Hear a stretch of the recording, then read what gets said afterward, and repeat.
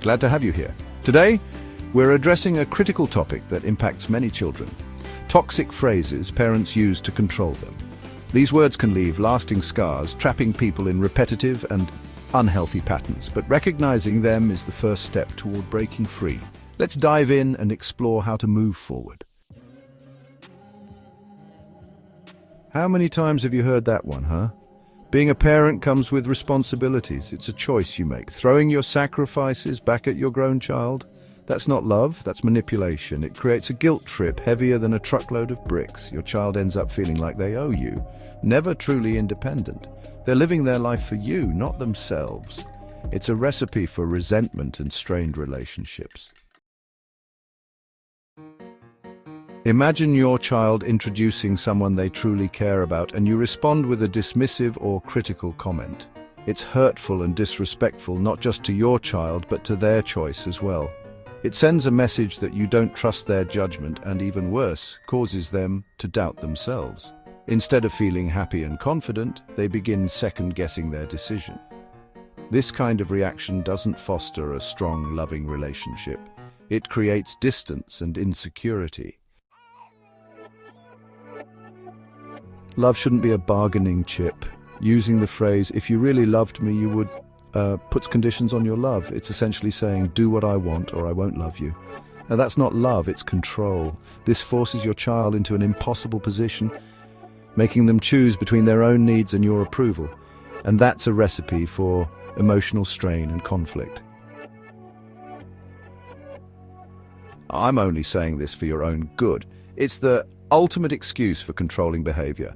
This phrase allows a parent to mask their need for control as concern, wrapping it up neatly and presenting it as a gift. But here's the truth. If it feels like control disguised as good intentions, it's time to step back and reevaluate the situation. Comparisons are like poison to self-esteem. When you tell your child they're just like Uncle Joe who could never hold a job, you're putting them in a box. You're telling them they're destined to fail, just like Uncle Joe. It's a self-fulfilling prophecy. If you keep hearing you're no good, you start to believe it.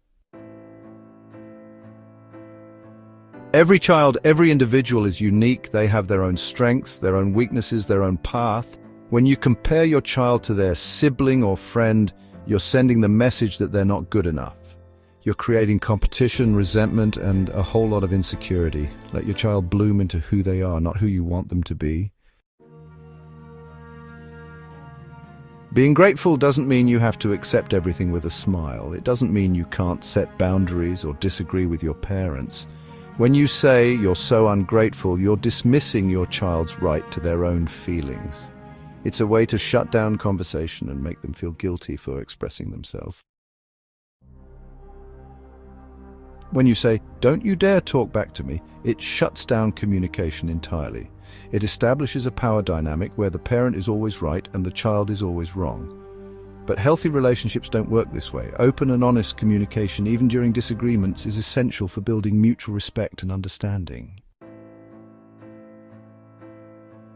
We all experience emotions differently. What seems trivial to you might be a big deal to your child. Telling them they're too sensitive dismisses their feelings. It says their emotions are invalid, that they're wrong for feeling that way. It's time to start validating those feelings, not putting them down. Your child is not your property. They're not an extension of you. They're their own person with their own thoughts and dreams. When you say, "I know what's best for you," you're taking away their agency, their right to make their own choices. Family is important, no doubt about it, but it shouldn't come at the expense of your well-being. Sometimes you need to put yourself first, to set boundaries, to protect your mental and emotional health. This phrase can guilt-trip children into doing things they don't want to do, sacrificing their own happiness for the family. Just because someone hasn't walked in your shoes doesn't mean they can't understand your experiences. The phrase, "you wouldn't understand because you've never been a parent," is often used to shut down conversation and invalidate a child's perspective. It sends the message, your opinion doesn't matter because you're not a parent.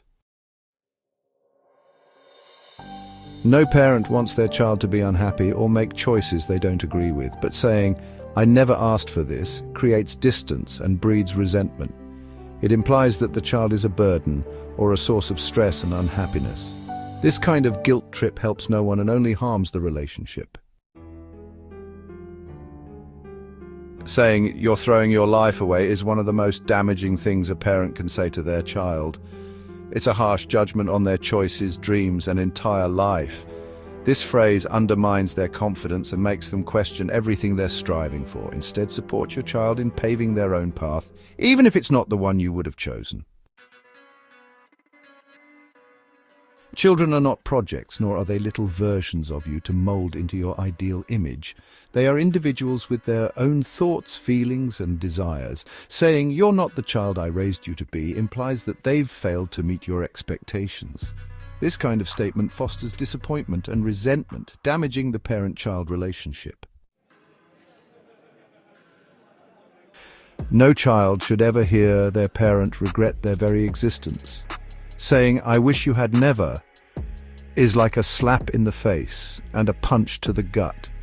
It leaves deep emotional scars that can last a lifetime. Words have power. Choose them wisely. Using parenthood as a trump card shuts down dissenting opinions. Empathy and understanding aren't limited to parents. Invalidating your child's feelings can be harmful. What seems small to you might be huge to them. Instead of minimizing, understand their feelings. Listen, validate, and empathize. Saying "if it weren't for me, you wouldn't be where you are today" can come across as a way for a parent to take credit for their child's success while reminding them of a supposed debt. It diminishes the child's hard work and implies they couldn't have achieved anything on their own. The phrase "my way or the highway" epitomizes control and a lack of respect for a child's autonomy. It shuts down opportunities for compromise or open dialogue. This approach asserts dominance and leaves no room for the child's needs, desires, or perspective. Saying "you'll regret this decision" plants seeds of doubt and makes a child second-guess their choices. Instead, offer support for their decisions, even if you don't fully agree. "I never said that" is gaslighting, plain and simple. It's a form of emotional manipulation that causes the victim to question their own memory and sanity. By denying reality, it undermines the child's confidence and makes them feel confused and invalidated. Love shouldn't feel controlling, manipulative, or suffocating. It should be freeing. This phrase is often used to justify toxic behavior under the guise of love. Real love is about respect, support, and allowing your child to be their own person. The phrase "you're being selfish by not considering my feelings" is often used to guilt-trip children into prioritizing their parents' needs over their own. It's a way to maintain control and ensure the parent's emotional needs are met, often at the expense of the child's well-being. Thank you for watching. If you found this video helpful, please like, share, and subscribe for more content. Remember, understanding these toxic phrases is the first step towards healthier relationships. You deserve to have relationships built on love, respect, and open communication. Don't let these toxic phrases hold you back.